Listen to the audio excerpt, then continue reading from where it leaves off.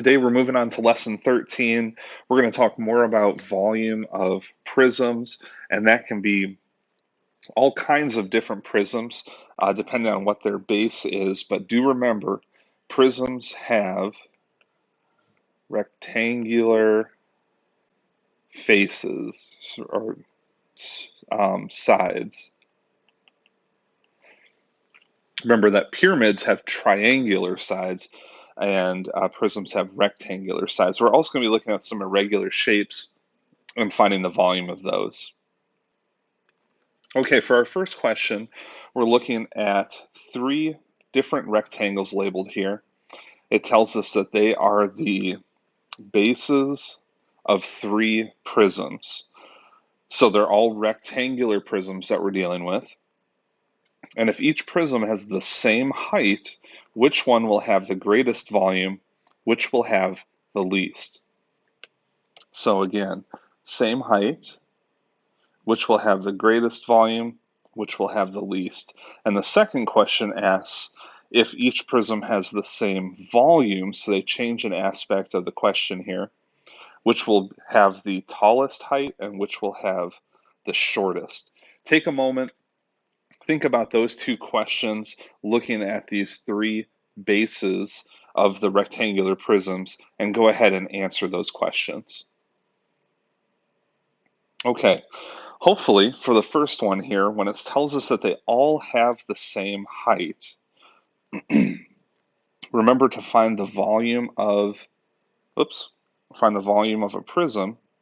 We take the area of the base times the height. That would give us the volume of that shape. So, being that the height is the same for all three of these, this number is going to be the same, whether it's 2 inches or 70 inches or whatever. The area of the base then is the only factor that's going to change. So if we're multiplying these two values, the greater the area of the base is, the greater the volume will be.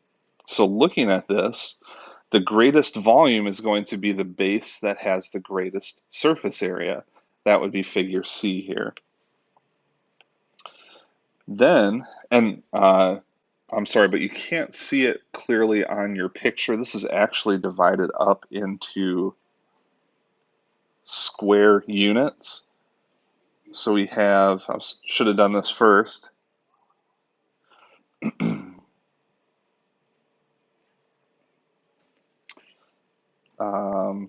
That would be about how they're divided up. So we have 3 square units, 4 square units, and 12 square units. And that's what we're using to determine this. Now, I think for the most part, you can tell just by looking at the outline of these bases. But figure B is going to have the next greatest area, so the next greatest volume, and then A would be the least, the smallest volume, because it has the smallest area for the base. For the next question, we have the same, each prism has the same volume. Now we're going to rank them by the height of the figure. So our bases are going to stay the same. The area of those bases are going to stay the same. But our height is going to have to adjust in order to have the same volume. So if we have, again, these two things being multiplied, the area and the height, in order to get, if our area is small, like let's say figure A, we're going to need a greater height in order to increase the volume. So figure A is going to have the greatest height in order to get a volume that's equivalent to the volume of figure B and C. Now, C having the greatest surface area, the greatest area of the base, that is the greatest amount here, so we don't need a lot of height to get the volume that we need. So C is going to have the shortest height with B here in the middle. And notice how the direction of this ordering changes, it's opposite of one another as we compare different things. Okay, for the next question, a box is shaped like an excuse me, a box is shaped like an octagonal prism. Octagonal meaning octagon. That means this here, which it tells us here's the base of the prism and what it would look like. Now, we're going to need to examine this a little bit closer. We do have a scale here, which tells us that, and you can see the grids are a little light here behind, but one square or one section on the grid is equivalent to 1 inch. So a square inside this octagon is going to be a square inch. And the first thing we'd have to do is we have to find the area of this base. So just like any irregular shape, now there's other ways to find the area here, but an easy way using what we know would be to take this shape and create a regular shape inside of it.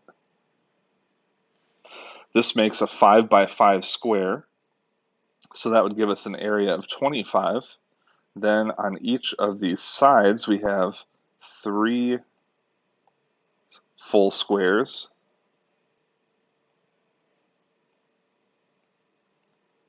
So that would combine to make, so we have 25 in the center, another 12, and then we have exactly half squares making up the rest of this shape, and there are 8 of those.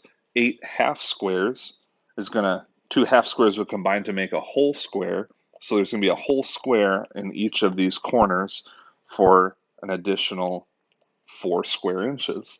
Now, that all adds up to give us an area of 41 square inches. And it did say again to include the units with our work and with our answers, so we need to keep that in mind. Now, the question says if the height of the box is 7 inches, that's this box with an octagonal base, what is the volume of the box? So we know the area of the base. Remember, to find the volume of a prism, which is a box, we need to find the area of the base and multiply it by the height. So in order to find that volume, we would take the area of the base times the height of the figure, the height of the box, the height of the prism, and we would get our volume as 287. Now we're talking volume, so that's cubic inches, inches cubed. And that would answer that question. The next part says if the volume of the box is 123 cubic inches, what is the height of the box? So this was like yesterday's activity where we're finding missing information, we're working backwards a bit. So now we fill into our, if we have volume is the area of the base times the height, we fill in what we know. We're told the volume of the box is 123. We know the area of the base, because we figured that out over here, is 41 square inches. The thing we're asked to find is the height, which will be our variable, and we would just have a one-step equation to solve here. So we would divide both sides of our equation by 41 to cancel this times 41. And that would tell us that the height of the figure would have to be 3 inches. And that would just be inches, not squared or cubed, because we're only talking about a one-dimensional measurement, a height. Okay, on to the last question here for the lesson.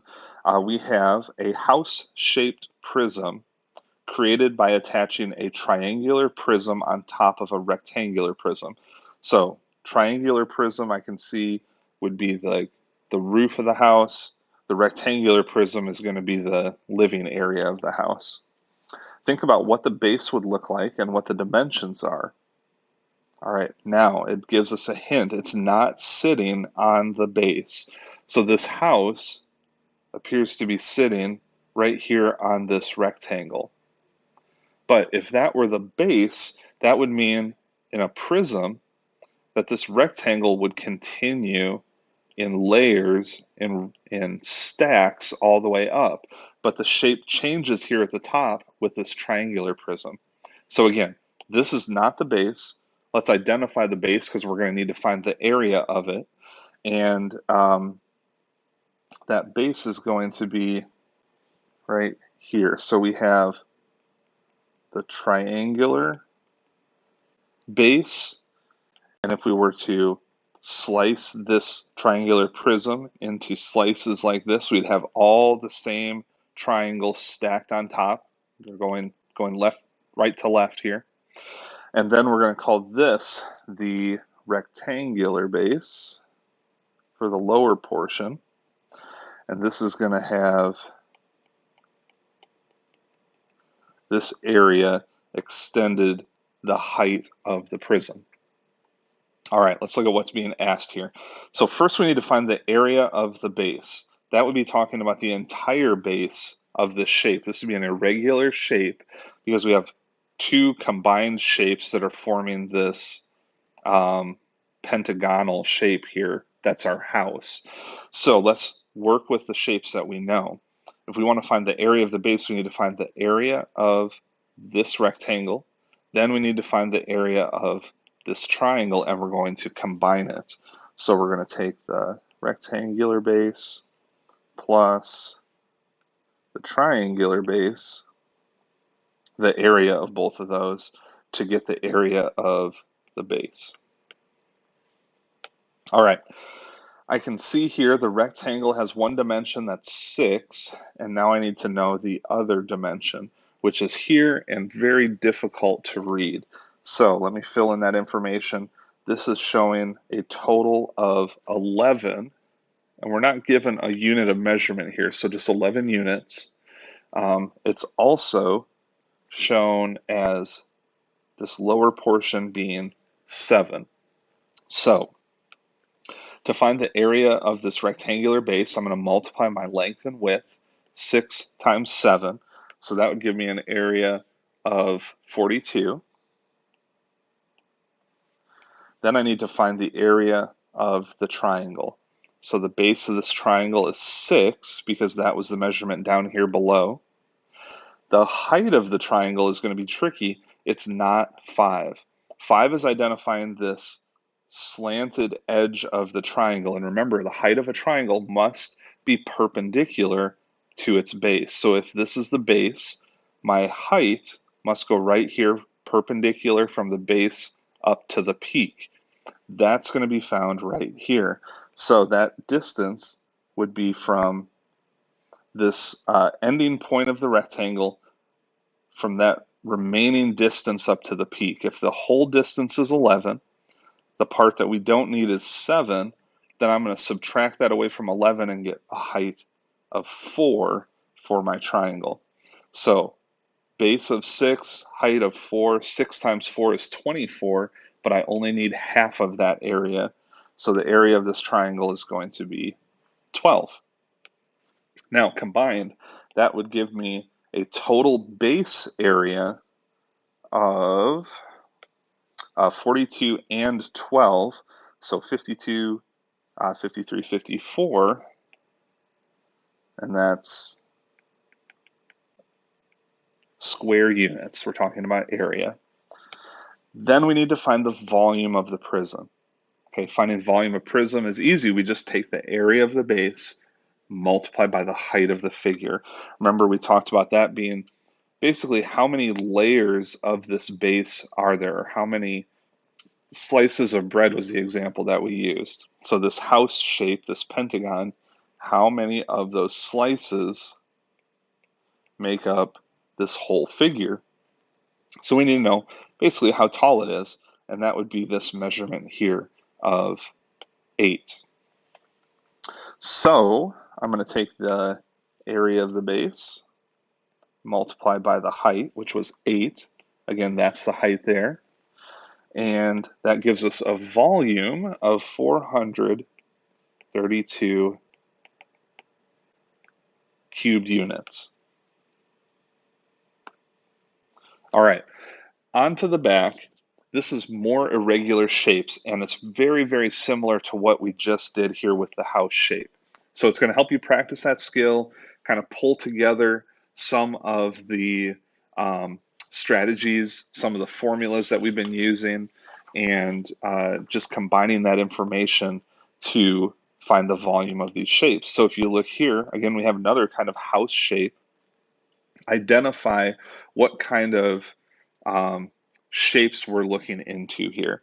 So here at the bottom, we have a rectangular prism. The base we can think of as the base that it's sitting on here, and it has rectangular sides, so it's going to be a prism. But then here at the top, we have a pyramid. So remember that formula. We still find the area of that rectangular base, which in this case would be the same as this rectangular base, because we're talking about a rectangle here, and that same rectangle is going to be the base of this top shape. Sorry, that's not super clear. Okay, but these are going to be the same shape, but we have a pyramid now, so once we find that volume, we need to divide by 3. Work at separating it out, dividing it out, and what you're going to be doing is finding separate volumes and then combining them. The same is going to be for these. You just have to break down these measurements to represent what you're looking for. So be very careful where these measurements are labeling and what they're identifying so that you get the correct measurement and find the correct calculation. There are some examples like this one here where it has a hole through the center. We don't want to include that in volume. If we're talking about volume, we're talking about the space in the figure, and that's going to exclude that channel through the middle that's not included. That means you're going to have to find its volume and subtract it from there. Okay, it'd be the same idea with some of the area calculations that you've done in the past. If we have something like this, we'd find the area of the whole rectangle, and then we'd remove this part in the that's missing, that's in the center there. So same type of idea, we're just dealing 3-dimensional now with volume, but it's the same idea as when we had irregular figures for area. Okay, if I can help, please reach out to me on Zoom and get this practice done before you look at your practice problems. Have a great day.